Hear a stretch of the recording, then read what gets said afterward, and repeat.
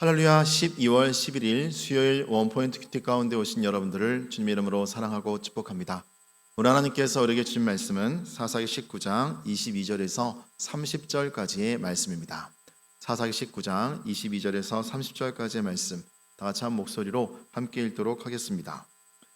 그들이 마음을 즐겁게 할 때에 그 성읍의 불량배들이 그 집을 에워싸고 문을 두들기며 집주인 노인에게 말하여 이르되 내 집에 들어온 사람을 끌어내라. 우리가 그와 관계하리라 하니 집주인 그 사람이 그들에게로 나와서 이르되 아니라 내 형제들아 청하노니 이 같은 악행을 저지르지 말라.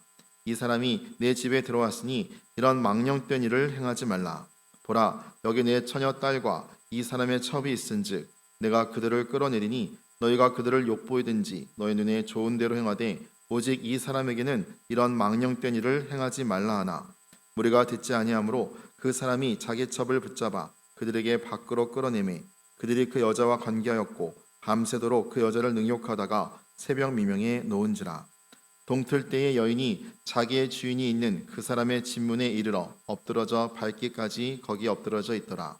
그의 주인이 일찍 일어나 집문을 열고 떠나고자 하더니 그 여인이 집문에 엎드러져 있고 그의 두 손이 문지방에 있는 것을 보고 그에게 이르되 일어나라. 우리가 떠나가자 하나 아무 대답이 없는지라. 이에 그의 시체를 나귀에 싣고 행하여 자기의 곳에 돌아가서 그 집에 이르러서는 칼을 가지고 자기 첩 시체를 거두어 그 마디를 찍어 12덩이에 나누고 그것을 이스라엘 사방에 두루 보내매 그것을 보는 자가 다 이르되 이스라엘 자손이 애굽 땅에서 올라온 날부터 오늘날까지 이런 일은 일어나지도 아니하였고 보지도 못하였도다. 이 일을 생각하고 상의한 후에 말하자 하니라. 아멘. 이 시간 좋을 대로 행하는 자들이란 제목으로 담임 목사님께서 큐티 인도해 주시겠습니다. 할렐루야. 자, 오늘 우리 12월 11일 이렇게 이 수요일 날을 맞이하면서 오늘 본문의 내용은 참으로 끔찍하고 우리에게 충격적인 장면을 제공합니다. 사사기 19장 22절에서 30절이 오늘 본문입니다.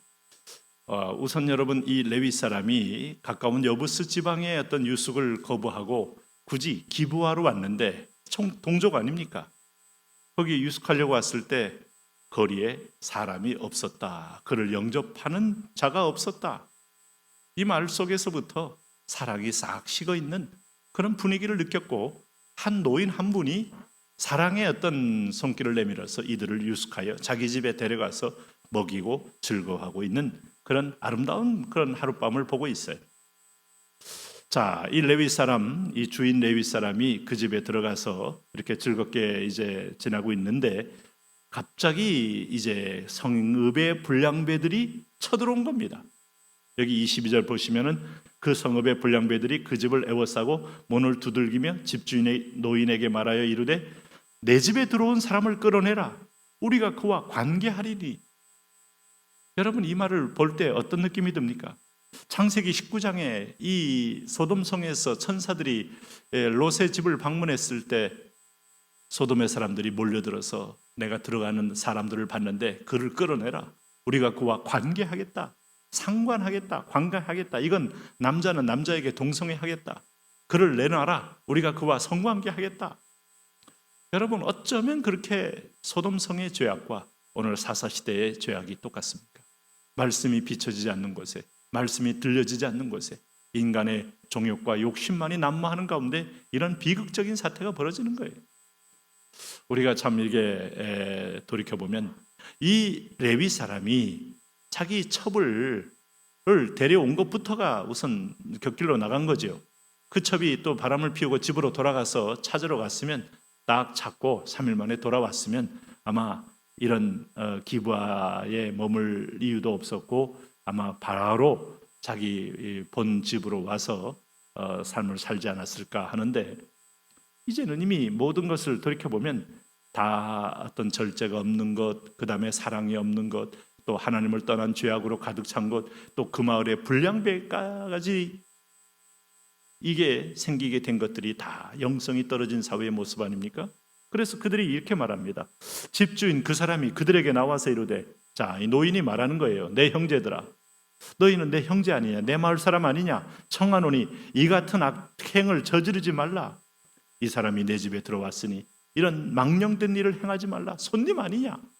어떻게 손님들을 보고 너희들은 이런 악행을 하려고 하느냐 하고 노인이 아마 간절하게 아마 몸을 앞세우고 막았을 겁니다. 그랬더니 그 말이 통합니까? 여기 24절 보세요. 보라. 이게 이제 이 눈에 정욕과 탐심으로 가득 찬 이들의 모습 보면서 노인이 말이 통하지 않으니까 이런 제안을 해요. 여기 내 처녀딸, 자기 딸 내주겠다는 거예요. 와, 이 말도 참 이해되지 않는 대목이에요. 이 노인이 자기 딸을 어떻게 취급하는지, 아니면 딸을 주고 이 손님들을 지키겠다는 그 마음은 가득하다마는 내 딸을 주고 심지어는 또 이 사람의 첩이 있은즉 이건 또 무슨 소리입니까? 본인이 왜 이 지금 레위 사람의 첩을 또 건드립니까? 내가 그들을 끌어내리니 너희가 그들에게 욕보이든지 너희는 좋은 대로 행하되 오직 이 사람에게는 이런 망령된 일을 행하지 말라. 아마 레위 사람이라고 밝혔기 때문에 레위 사람이 레위 사람 같이 살지도 못하는데 아마 이 노인은 필사적으로 이 레위 주인을 지키려고 애를 쓴 모습인 것으로 보여집니다. 그랬는데 25절 보세요. 무리가 듣지 아니하므로 그 사람이 자기 첩을 붙잡아 그들에게 밖으로 끌어내매. 여기서 자기 첩을 붙잡아, 이건 레위 사람 자기 첩 아닙니까? 네? 그렇게 처가댁에 가서 한 5, 6일 동안을 진탕 마시면서 데리고 온 첩을 그들에게 내어줬단 말이에요. 그러니 이게 사랑입니까?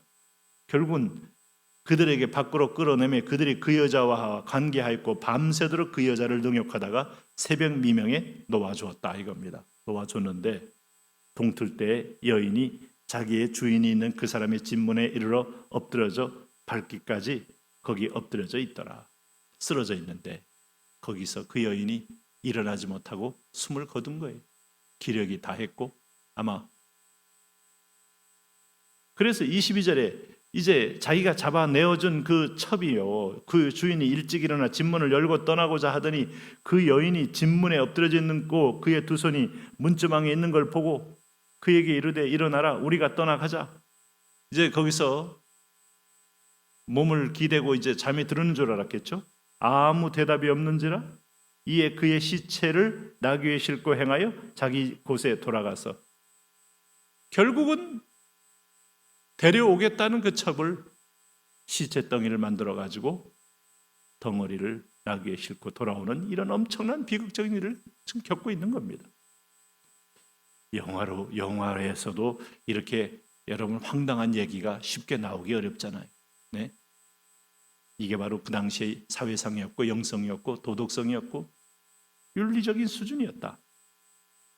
하나님을 떠나면 인간은 온갖 자기 있는 이생의 자랑, 안목의 정욕, 육신의 정욕이 판을 치면서 그 정욕이 없는 사람이 누가 있겠습니까? 지배를 받고 그것도 모든 사람이 지배를 받을 때 그 사회는 가장 참혹한 사회가 되는 겁니다.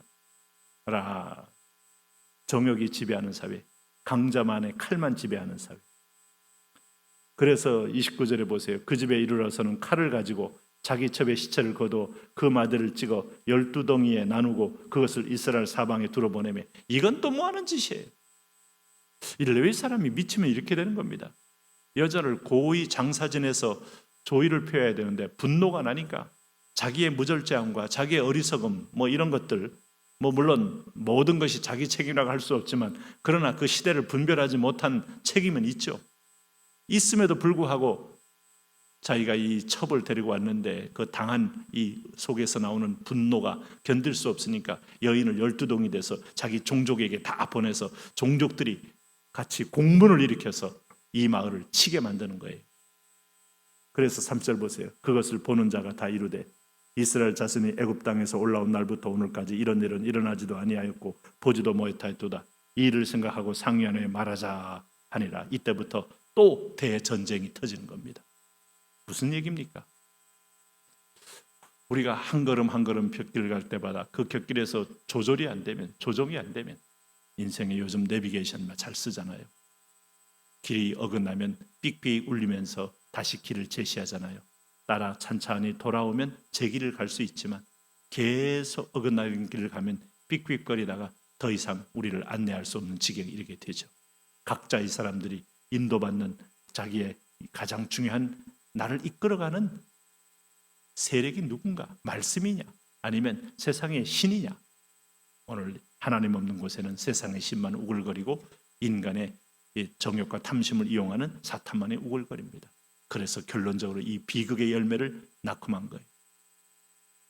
안타까운 일이죠. 하나님 아버지, 오늘 우리가 이 사사기 19장의 말씀을 보면서 한 시대에 하나님을 떠난 시대의 영성과 도덕성과 또 향방 잃어버린 타락상을 봅니다. 깨어있게 하시고 분별하게 하시고 한 걸음 한 걸음 실족하지 않도록 우리의 걸음도 지켜 주옵소서. 예수님 이름으로 기도합니다.